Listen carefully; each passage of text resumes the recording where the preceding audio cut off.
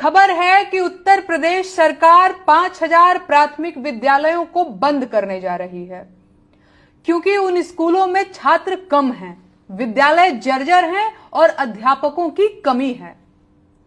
बाबा साहेब ने कहा था कि शिक्षा शेरनी का दूध है, जो पिएगा वही दहाड़ेगा।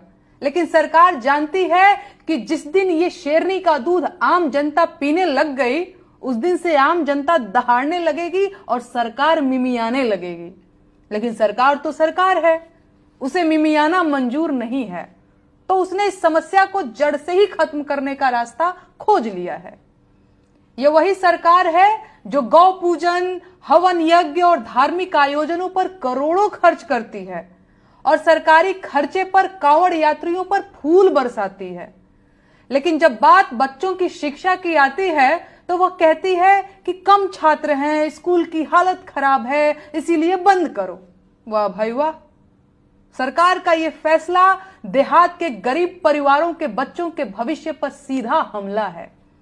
और देहातों में रहने वाले अधिकांश गरीब परिवार जाति व्यवस्था में किस पायदान पर आते हैं, यह बात किसी से छिपी नहीं है। तो अब आप बताइए कि सरकार का यह फैसला किसे तबाह करेगा? बच्चों की प्राथमिक शिक्षा को संविधान में मूल अधिकार के रूप में मान्यता मिल चुकी है, लेकिन लगता है कि मौजूदा सरकार की प्राथमिकता सूची में न तो बच्चों की शिक्षा शामिल है, न ही संविधान का पालन करना।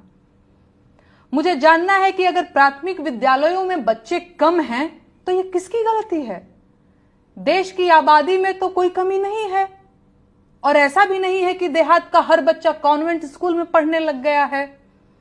अगर स्कूल की हालत खराब है तो ये किसकी गलती है?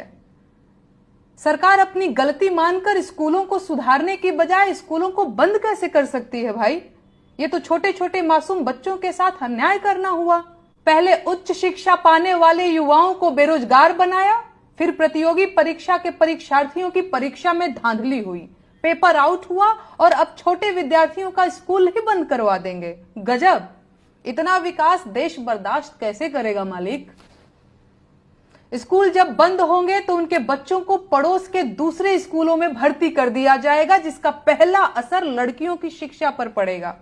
स्कूल दूर हुआ नहीं कि उनका स्कूल छूटा, क्योंकि बेटियों की सुरक्षा का जो हाल सरकार ने किया है वो दुनिया भर को पता है। बेटी बचाओ बेटी पढ़ाओ का नारा देने वाली सरकार बेटियों की दुर्दशा तो पहले ही कर चुकी है, अब उन्हें पढ़ने भी नहीं देगी। वाह मोदी जी वाह!